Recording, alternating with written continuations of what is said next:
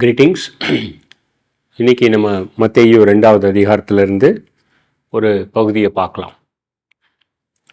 நீங்கள் எப்பயாவது ஒரு பெரிய எதிர்பார்ப்போட நிறையா பண்ணணும் அப்படின்னு சொல்லி ஒரு இடத்துக்கு போயிருக்கீங்களா?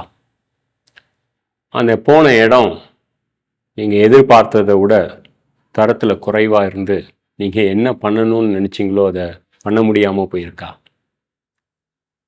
அந்த மாதிரி நமக்கு நிறையா நிகழ்கிறது உண்டு. இது ஒரு சின்ன எடுத்துக்காட்டு தான் நான் கொடுத்தது. இந்த சாஸ்திரிகள் இந்த ராஜாவாகக்கூடிய அந்த குழந்தை பிறந்த தேசத்தை நட்சத்திரத்தை பார்த்து அதனுடைய வாயிலாக எருசலேமுக்கு வந்து சேர்ந்தாங்க. அவங்க எருசலேமுக்கு போன இடம் என்னன்னு கேட்டிங்கன்னா அரண்மனை. ஏன்னா ஒரு ராஜாவாக போகக்கூடிய அந்த குழந்தை அந்த அரண்மனையில் தான் பிறந்திருக்க முடியும் அப்படின்றது அந்த சாஸ்திரிகளுடைய அந்த ஞானவான்களுடைய கவுன்சிலர், இவங்க தான் ஆலோசனை கர்த்தருடைய கணக்கு. அந்த அரண்மனைக்கு போனப்ப அங்கே ராஜாவாகக்கூடிய குழந்தை இல்லை அப்படின்னு தெரிஞ்ச உடனே வேதத்தின் வாயிலாக பெத்லஹேமில் அந்த குழந்தை பிறந்திருக்குன்றதை கண்டுபிடிச்சாங்க. ஸோ இங்கே மத்தேயு 2வது அதிகாரத்தில் 10வது வசனத்தில் மறுபடியும் அவங்களுக்கு அந்த நட்சத்திரம் காட்சி கொடுத்தது. ஸோ அந்த நட்சத்திரத்தை பின்தொடர்ந்து வந்த இடம் வந்து ஒரு சாதாரண வீடு. அந்த வீட்டுக்குள்ளே பிரவேசிக்கும் பொழுது மத்தேயு 2:11 பிள்ளையையும் அதன் தாயாகிய மரியாளையும் கண்டு